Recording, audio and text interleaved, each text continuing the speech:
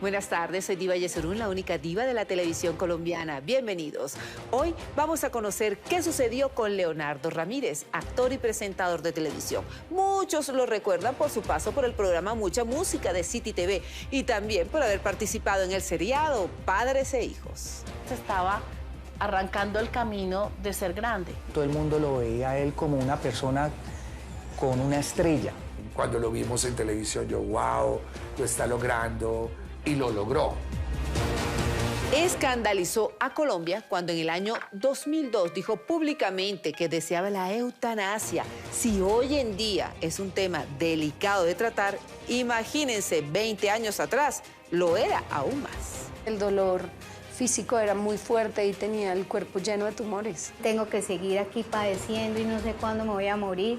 Sobre todo porque fue como de verlo desvanecer. Su mamá es una mujer maravillosa. Doña María Teresa Torres escribió un hermoso libro que se volvió un ejemplo para quienes luchan contra esta enfermedad. Se llama Leo, el guerrero valiente. Y en él también escriben artistas como Diana Ángel y Carolina Sabín. Vale la pena leerlo. La televisión y los medios de comunicación perdieron a un elemento muy importante. Era un ángel en la tierra. Y ahorita hay un ángel en el cielo.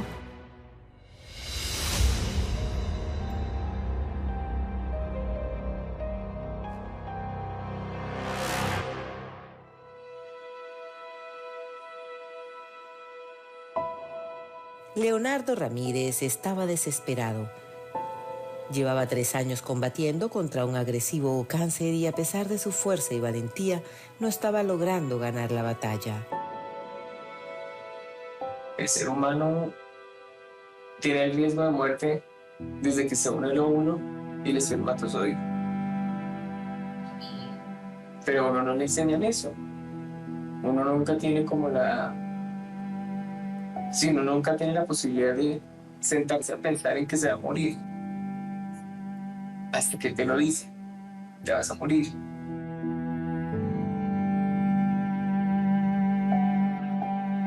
Su muerte impactó al gremio de la televisión. Era un joven de 26 años, talentoso y con un futuro prometedor. Sus amigos no podían creer lo que estaba sucediendo. Uno nunca asimilará la muerte de un hijo. Lo que el país conoció de Leonardo fue su actuación, ¿no? Pero por encima de eso era un gran ser humano. Una persona que dejó en todo lo que tocó una marca especial.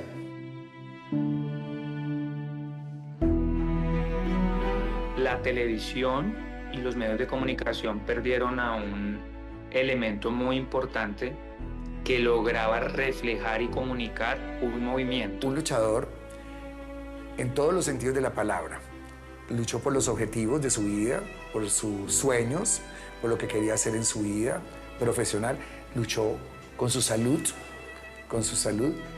pero siempre tuvo esa fuente de amor que era su corazón. Todos los días puede ser nuestro último día. Entonces él vivió eso. Él vivió, cumplió sus sueños, los pudo hacer. Era el menor de 3 hermanos. Luchaba por perseguir su sueño de entrar a trabajar en la televisión nacional. Eso fue una felicidad para mis hijas, porque fueron segundas mamás.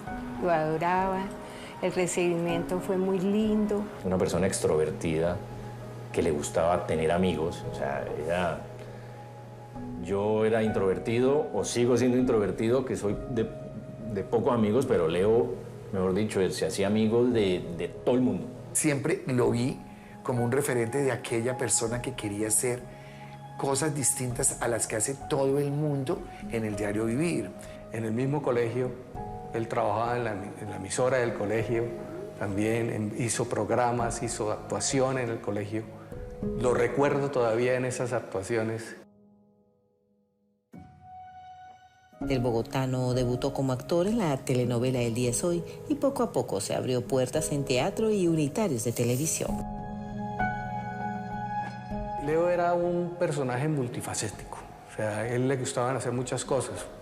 Le gustaba el deporte, le gustaba la música, le gustaba la radio, le gustaba actuar ya desde el colegio. Le gustaban muchas cosas que formaron su vida como artista luego. Cuando ya hizo el curso de medios audiovisuales en la Javeriana, ya tomó la decisión de querer como actuar. Y se le presentó una oportunidad muy buena porque alguien lo vio y le dijo, yo lo necesito a usted para que actúe. Porque él no solamente tenía un don en el arte para actuar, sino musicólogo además, era interpretador de La Moda, era otra película porque él hablaba a través de ella. Corría la década de los 90 y crecía la fiebre de la música moderna. Las calles capitalinas se veían abarrotadas de jóvenes con la llegada al Festival de Rock al Parque, entre ellos Leo. Los años 90 y en el 2000 se creó un sentimiento y una conciencia del rock latinoamericano.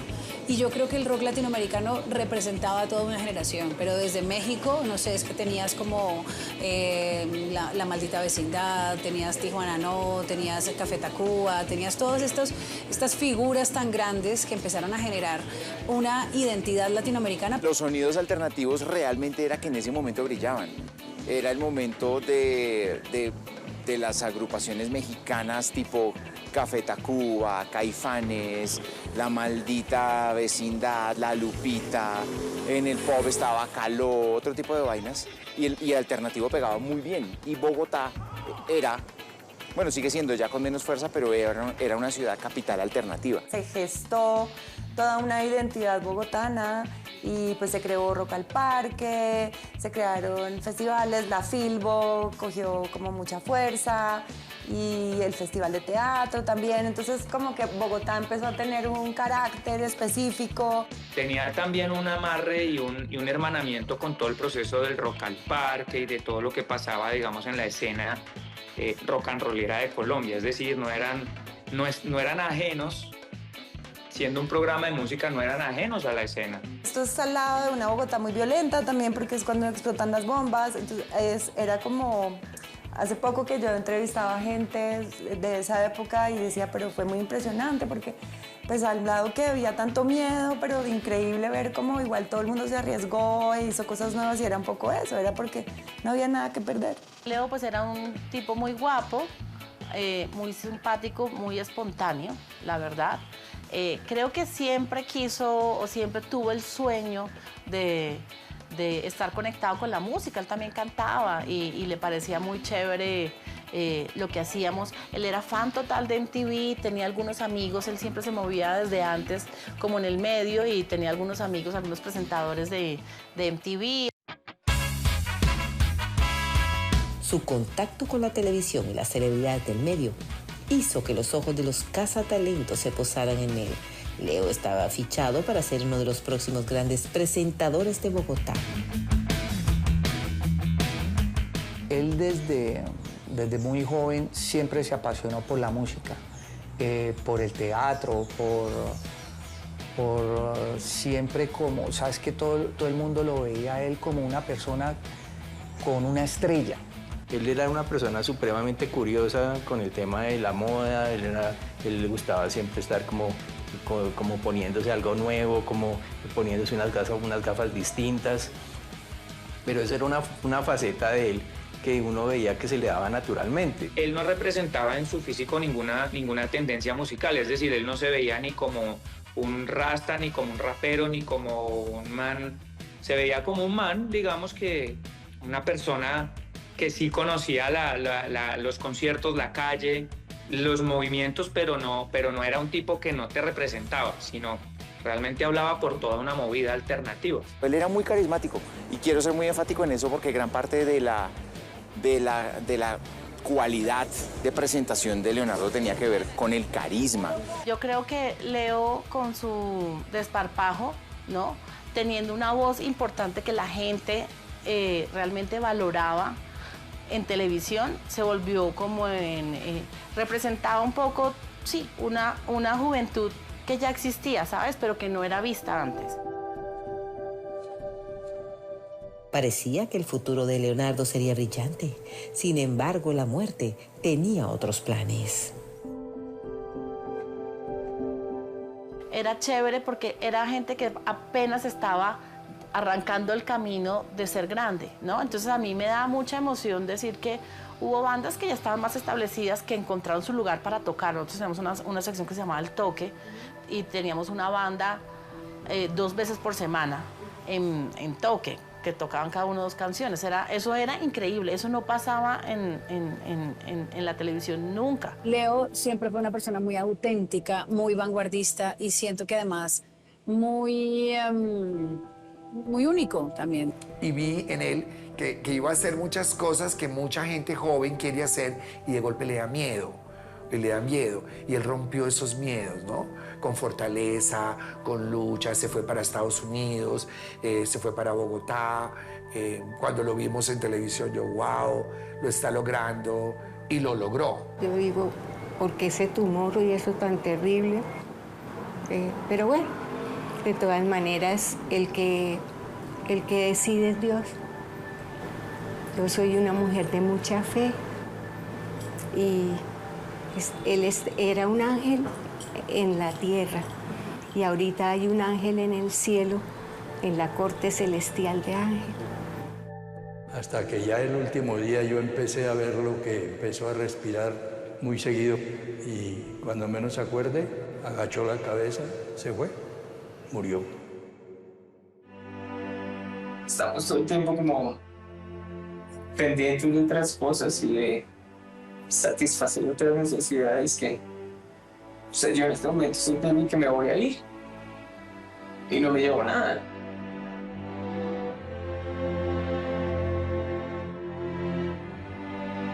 El canal Caracol abre el expediente final del recordado actor y presentador de televisión, Leonardo Ramírez, un joven hijo de un destacado miembro de la Fuerza Aérea Colombiana, quien decidió apostarle al arte.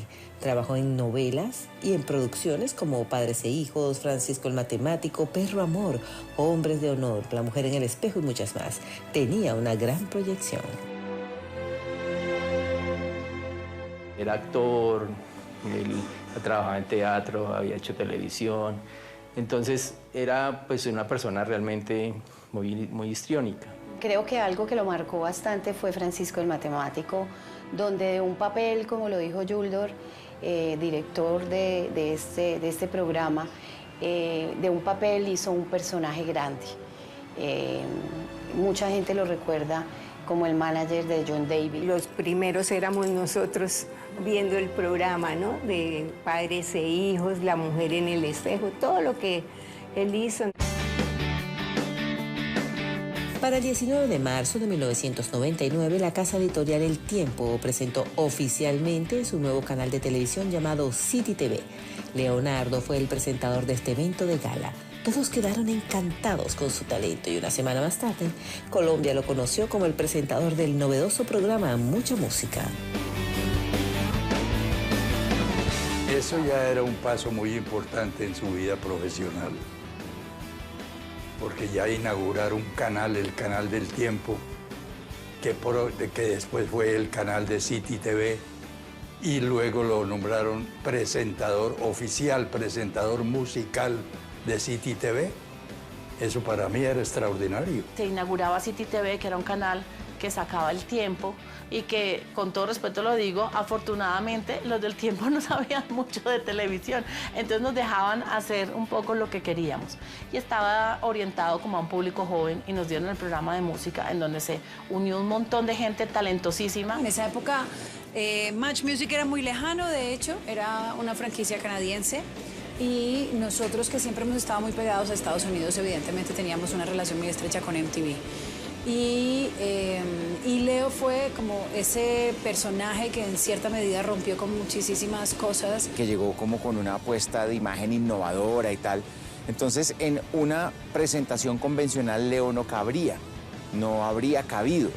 Pero City no era convencional en ese momento. Se notaba claramente que al país le hacía falta un medio de comunicación que comunicara ese movimiento que se estaba gestando ahí. y él lo representó muy bien. Mucha música tenía un espacio muy especial en donde todos los fines de semana había un toque en la plazoleta del Rosario y eso generaba que las personas tuvieran un espacio para mostrar su música. Él llegó a entrevistar a gente como a Terciopelados, a Cerati, tuvo gente de Kinky, estuvo gente de Cabas. O sea, los colombianos, o sea, creo que pasamos por todos. Rock al Parque arranca como mediodía hasta la tarde-noche y nosotros madrugábamos y las bandas madrugaban con nosotros para que les hiciéramos el toque, eran pregrabados, ¿no? Y entonces tuvimos, no sé, Animal de Argentina, tuvimos Lucibel de Chile. Antes de poder acceder al programa, pues fuimos televidentes del programa, éramos seguidores del programa, veíamos que estaba pasando también a través de ese programa y a través de la voz y de la imagen de Leo, que normalmente siempre tenía unas gafas oscuras y tenía una propiedad para hablar sobre el tema que estaba hablando, que además le daba mucha confianza al televidente. No era como un modelo o una cara linda que pusieron a hablar de un tema, que eso también es muy común, sino que era una persona que realmente sabía de qué estaba hablando.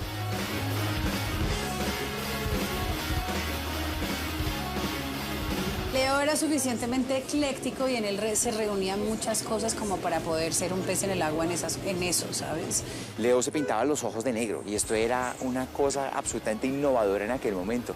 Leo llegaba, tenía muy buen cuerpo y llegaba con unos chalequitos así pequeñitos como para dormir y como con una sudadera y unas chanclas.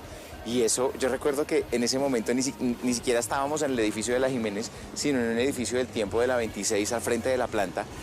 Y la seguridad, los celadores, la gente decía, este man lo miraban de arriba para abajo, ¿y este man qué? Y le valía 5. Cuando se puso faldas, en ese momento había pasarelas con faldas, manes con faldas, y eran como wow, ¿no? Él era muy talentoso, él sabía exactamente cómo era que se estaba viendo y tenía pues sí, como un don muy impresionante con las cámaras. Hay una anécdota muy bonita ahí con Medellín porque estábamos cubriendo un festival allá y Leo al otro día nos dijo, anoche se me entraron a la habitación unas chicas, y era como así. Entonces eran como esas cosas en las que uno veía eso, veía que pues es que la gente lo seguía y las peladas eran detrás de él por su carisma. Estaba cada día ganando más y más espacio en el gremio artístico. Incluso productores de MTV habían fijado sus ojos en él. Por eso le apostó a viajar a Argentina para dar a conocer su talento a nivel internacional. Recuerdo el Vive Latino, tal vez, en México. Recuerdo un par de entrevistas siempre con Lili, porque Lili lo tenía clarísimo, a Nueva York. Recuerdo algo como con el Bloque de Búsqueda, que fue considerada por la Billboard de aquella época como la mejor banda del mundo, y era una banda colombiana, y creo que hicieron algo con ellos en la gira que hicieron en los Estados Unidos. Lo llamaron de Argentina, como presentador musical, lo llamaron a Argentina y viajó. Lo llamaron del Perú, donde también estuvo haciendo presentaciones musicales. Y regresó nuevamente aquí a Colombia a seguir con City TV. Él se sintió muy bien, él estuvo en una gira, estuvo en Estados Unidos, estuvo en Argentina, estuvo en México, él tuvo contactos con muchos productores de algunos programas interesantes de allá de esos países, allá lo invitaron, trajo muchas amistades y pues lógicamente también trajo muy buenas ideas para el canal. Al regresar del país gaucho le dio gripa y fue tan fuerte que se le convirtió en neumonía. Ahí sus planes, sus sueños, su castillo de deseos se le fue al piso. Llegó y me llamó, no, Sandra, estoy con una fiebre terrible, necesito... Yo le dije, ¿pero cómo así? Me dijo, sí, estoy con fiebre, me siento muy mal. Nos vemos en la clínica Country, entonces yo salí para allá. Le tomaron una radiografía y apareció el monstruo del tumor cancerígeno en el mediastino. Es un cáncer de un desorden de las células del músculo liso y que pues lógicamente por la ubicación, porque estaba en medio del mediastino, el corazón suspendido en la cavidad torácica, no se podía llegar a él con ninguna operación. Eso para mí fue la noticia más mala que haya podido recibir en mi vida. Porque ya cuando dijeron que era un cáncer, lo primero que piensa uno es que va a morir. Los galenos ordenaron 17 sesiones de quimioterapia y 30 de radioterapia. Para ese entonces tenía 23 años. Él se enfocó en su tratamiento. Me acuerdo que sí apoyamos varias campañas que se hizo, porque es que eso pagar los tratamientos de este tipo de enfermedades son muy costosos. Como en ese momento no había un avance tan fuerte, ni las cosas se podían detectar tan pronto, yo recuerdo que hizo muchos cambios en su cotidianidad, en su dieta, en sus consumos, en sus cosas, en sus salidas. Lo veíamos en casa, justamente. Leo lo que hizo fue simplemente tratarlo de una manera distinta, hablarlo, y también siento que le metió como mucha espiritualidad. Yo mismo le aplicaba la morfina, yo mismo le aplicaba el oxígeno. A veces ni dormía, controlándole el flujo del oxígeno. Leonardo quería recuperarse a toda costa. En medio de la angustia de sentir que la enfermedad no estaba cediendo, se dedicó a buscar otras alternativas, algunas poco ortodoxas. El médico, recuerdo que me dijo, esto va a ser un proceso largo. Consiga X cantidad de dinero porque esto le va a costar un ojo de la cara. Las EPS en ese tiempo no aceptaban cuestiones muy caras. Yo buscando otra cosa, yo no sé si había un médico en Fusagasugá y él dice que inyectaba el agua de mar y que había salvado a mucha gente. Entonces yo me fui a hablar con él. Él, cuando ya le hicieron su programación, su cronograma de sus quimios, de sus radios, él también buscó medicina alternativa. Buscó un médico con unas inyecciones alemanas que se le inyectaban y eso le daba a él como, mejor dicho, como vida. También tuvo terapia neural, tuvo acupuntura, entonces él estaba con medicina alternativa constantemente, aparte de las quimios, las radios. Y él le ponía el agua de mar, se la inyectaba. Y cuando se la inyectaba él, la semana que él estaba de descanso, estaba feliz. Y era cada 8 días. Había inyecciones que costaban 2,5 millones de pesos, que no servían para nada. Creo que hasta el veneno del escorpión azul probaron con Leo. O sea, yo me acuerdo de escuchar que esto funcionaba, no que esto funcionaba, no que esto funcionaba.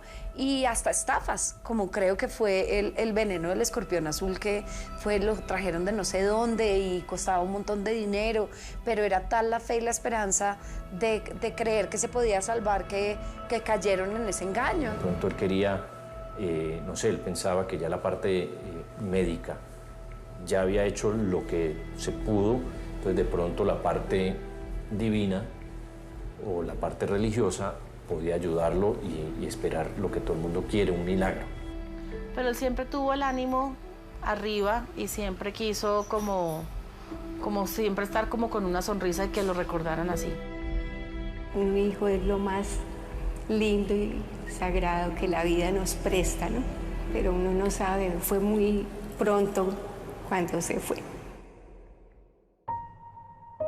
Encontrar a mi papá fue buenísimo, que está ahí apoyándome. Mi hermana Sandra es un apoyo grandísimo, porque es como la más consciente y paciente. Y pues conmigo hay que tener paciencia, porque a veces tengo momentos muy malucos.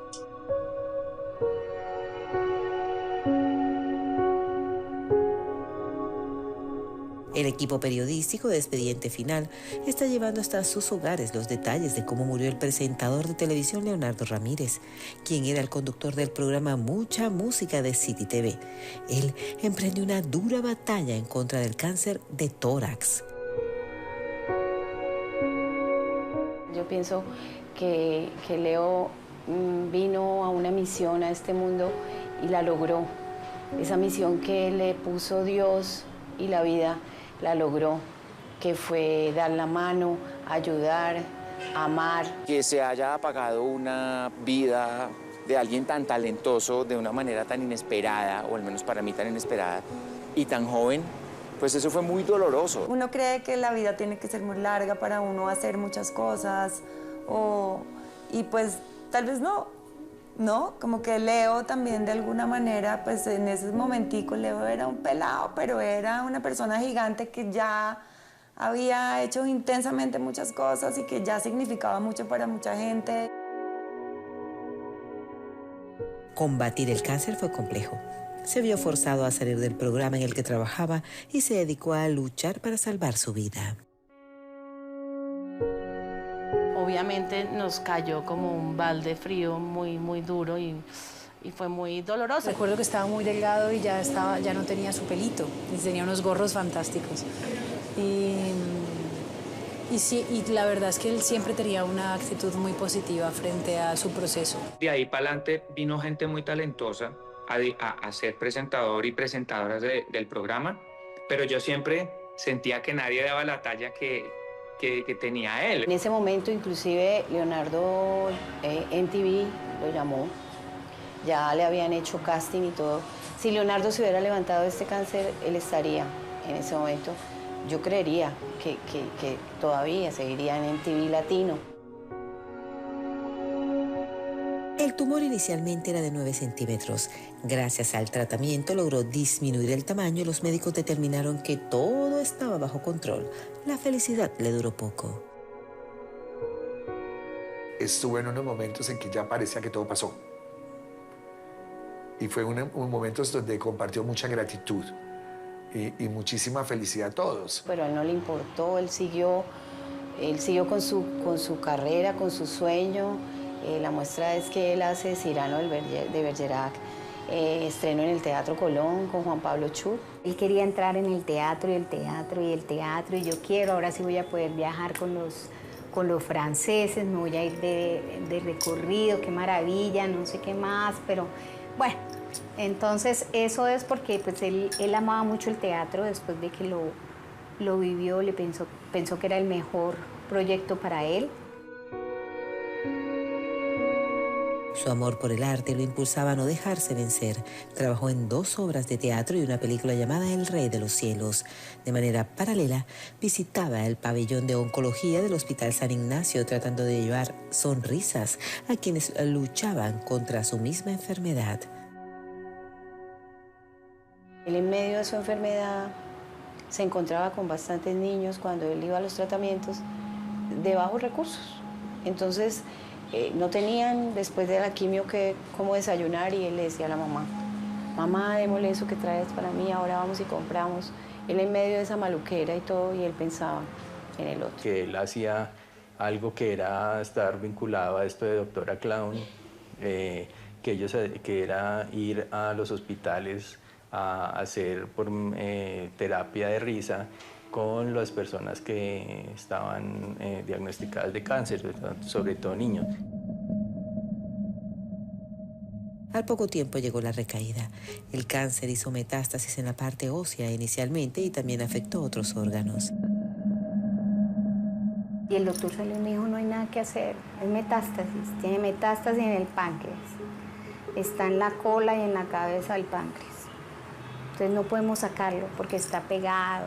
Entonces no podemos hacer nada. Entonces, yo no sé si es que de verdad estaba todo invadido y él dijo, no podemos hacer nada, es metástasis. Y no fue solo allá, sino al hígado, los riñones, los intestinos, a los pulmones.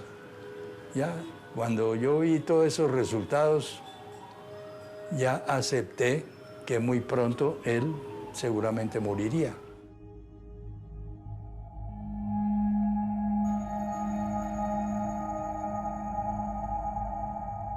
Eso se volvió a levantar todo en menos de 3 meses. Eso fue terrible. Como en el control fue que le dijeron, no, ese muchacho salió y dijo, no, gritaba en la calle. Nos sentamos en un andén con mi mamá y él y gritaba y gritaba. Y creo que se encontró con un amigo y le dijo que no, que le acaban de decir que se iba a morir. En los momentos finales él no quiso que sus, digamos, sus amigos lo vieran en el estado que estuviera. Él dejó a muy poquita gente, digamos, que estuviera con él para que la otra no pudiera sufrir y verlo de esa manera. Y yo creo que en el fondo yo sabía también que ya, yo lo había visto, ver cómo su cuerpo se iba secando. Él era un chico con un cuerpo fantástico, no era muy alto, pero era muy fit y era musculoso, era muy lindo Leo.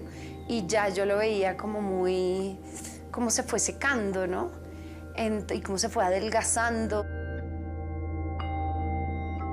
Estando remitido a cuidados paliativos, decidió contar su historia y ahí manifestó su deseo de ser sometido a la eutanasia. Para uno es terrible. Para uno es muy malo porque tiene que aguantarse los dolores más feos, las molestias, la incomodidad, la angustia, el desespero. Y no hay nada que hacer, sino que toca esperar. Entonces yo creo que la eutanasia es un tema que se debería llevar a fondo en este país. Yo no voy a poder con estos dolores que vienen. Me duele el pecho, me duelen las manos, me duele el cuerpo, no puedo hacer del cuerpo, no puedo orinar, no puedo hacer nada. Yo creo que yo tengo que buscar que me puedan ayudar con la eutanasia. Él tenía varios compañeros de colegio que eran médicos y estaban en el hospital donde él estaba. Yo hablé con varios de ellos pidiéndole que le aplicaran algo para que muriera tranquilamente, pero ninguno aceptó porque en ese tiempo era un delito. ¿Cómo sería el dolor? Él decía que el dolor era, o sea, decía unas palabras bravas, que eso no tenía presentación el dolor que sentía. Pues personalmente, pues la vida no la da Dios y no la quita Dios. Pues yo no estaba muy de acuerdo con el tema, pero ¿cómo sería el dolor que él sentía, que decía no quiero vivir más? Lo que pasa es que, claro, ya estaba muy cansado y le dolía mucho. Sé que las dosis de morfina eran las más altas posibles porque el dolor físico era muy fuerte y tenía el cuerpo lleno de tumores. Era rudo. Y él lloraba y lloraba y lloraba y lloraba. Yo decía, pero ¿cómo es posible que un ser humano tenga que resistir esto? Yo tengo los dolores, pero tengo unos tumores que me están matando por dentro. Puedo hablar, puedo ver, puedo oír y tengo que seguir aquí padeciendo y no sé cuándo me voy a morir. Pero él de todas maneras siempre me decía, es que esta vida, estar uno aquí metido, encerrado, con todos estos aparatos aquí, los dolores, el pensar que no voy a salir de esto, era justo, yo hubiera aceptado la eutanasia. Pero la eutanasia es un tema que se debería tratar porque el sufrimiento de uno como paciente terminal es muy duro, muy duro. El único que pudo haberla hecho era él, Pirri, porque era la única persona que tenía el poder de hablar, tenía un programa donde hablaba de temas que nadie se atrevía de pronto a hablar en esa época. Debe haber mucha gente joven que tuvo cáncer y que murió y que pensó y que sufrió por el tema de no tener la posibilidad o que fuera más complicado pensar en la eutanasia, por ejemplo, que a diferencia de ahora. En el caso de Leo, pues Leo era una figura pública y pues me parece muy interesante y muy inteligente en términos de poder compartir lo que siente y poder ser vocero de cuando otra gente no lo ha hecho. Y me levanto desesperado, pensando todos los días lo mismo, aburrido. Pues sí, fue como algo que sí nos marcó mucho, yo creo, muchísimo. Sobre todo porque fue como verlo desvanecer, ¿sabes? Y ver desvanecer a alguien es algo que es muy traumático y muy difícil de entender, ¿no? Siempre oré por él, para que las decisiones fueran tomadas desde un poder más grande que él, ¿sí? Porque a veces tomamos decisiones desde nuestro poder interior y hay una relación con otro poder más grande que nos da direccionalidad. El despedirme fue bastante doloroso, pero eso me sirvió como despegarme un poco y saber que ya se iba. Los últimos 30 días yo estuve al lado de él aplicándole, como le digo, la morfina, el oxígeno, etc. Charlábamos todo. Hasta que ya el último día yo empecé a verlo, que empezó a respirar muy seguido, muy así. Y cuando menos acuerde, agachó la cabeza, se fue, murió.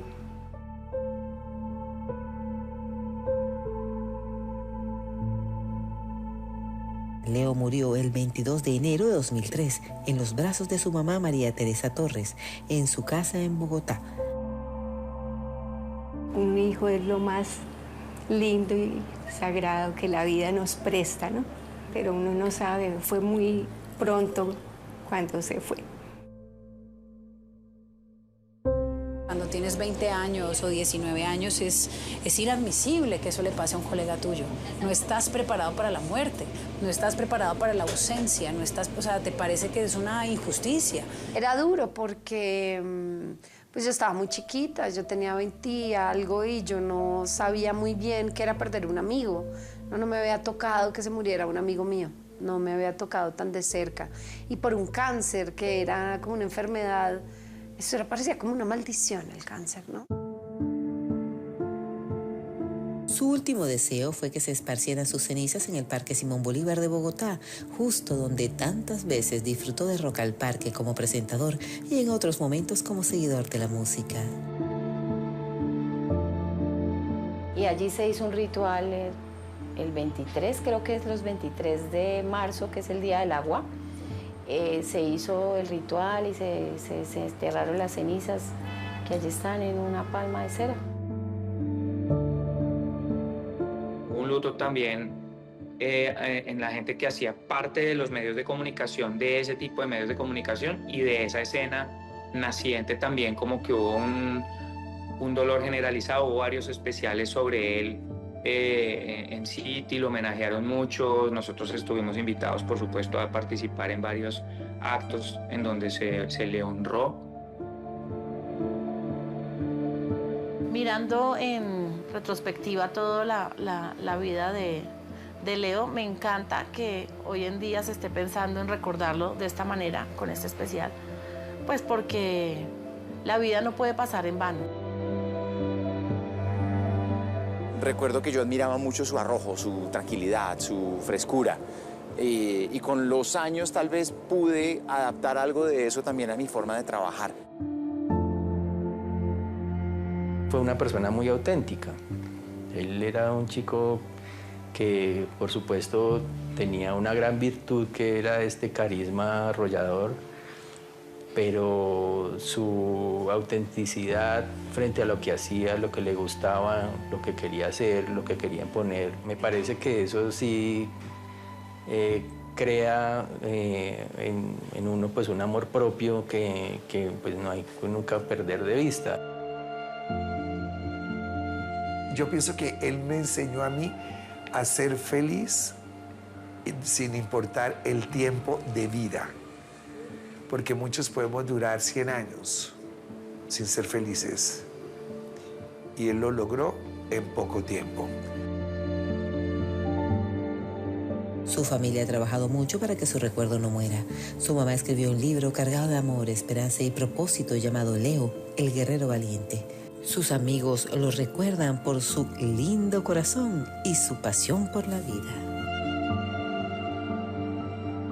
Cuando la gente se enfrenta al cáncer y después de que pasan una enfermedad tan grande como lo que vivieron Leo y su familia, yo creo que la familia de Leo y sobre todo la madre lo que más quería era poder ayudar a gente que no tenía manera de saber cómo tratar muchas cosas que ellos trataron. Él deja un pergamino que es muy lindo y entonces a partir de eso abrimos la fundación y en Palomitas, cerca de Cañaveral, y se llamaba Fundación Leo. Yo quisiera tener una fundación para niños, adolescentes, bueno, que pudieran tener todos esos cuidados para este tema del dolor, de cómo pasar, de cómo entender la enfermedad, de acompañar, también todo en el tema económico, en bienestar, en calidad de vida, en todo el proceso del tratamiento, qué necesita el paciente, todo eso yo quisiera ayudar a tantos. Yo le dije, pues bueno, yo no sé hacer fundaciones, pero me la inventaré. La fundación se creó, duró más o menos 7, 8 años, ayudamos a mucha gente. Yo desafortunadamente no estuve como tan directamente, pero sí mi mamá y mi hermana. Yo en la distancia colaboré ayudando a conseguir recursos porque gente del común nos daba dinero, nos ayudó muchísimo para poder ayudar porque pues allí nadie tenía sueldo. Era una fundación en realidad, donde le dábamos el apoyo moral al padre, al hermano, al que llegara con el enfermo. Su mamá, María Teresa, contó esa historia, ¿no? Y el sentido que tuvo el contar esa historia a través de un libro, porque fue dar más de lo que había hecho en vida Leonardo, porque con esos recursos de ese libro, con esa historia que se contó, se hicieron muchas obras sociales, que era lo que Leonardo hacía en su vida.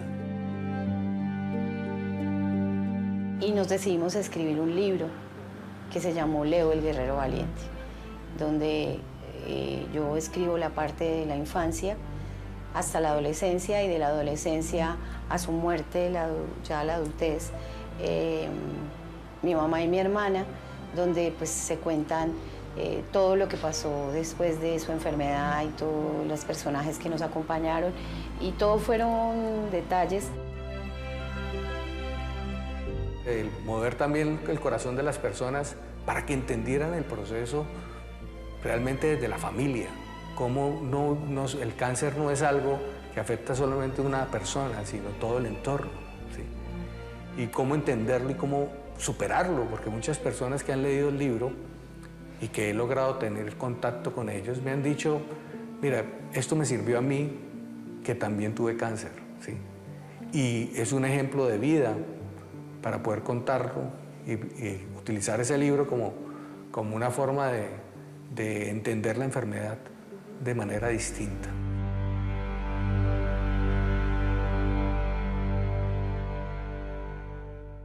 Hasta aquí un capítulo más de Expediente Final. Nos vemos dentro de 8 días con otra historia de impacto. Que tengan una feliz semana. Gracias por acompañarnos.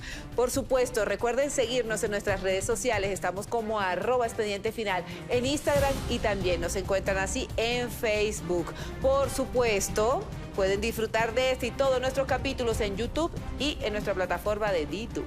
Nos vemos la próxima semana y gracias por acompañarnos.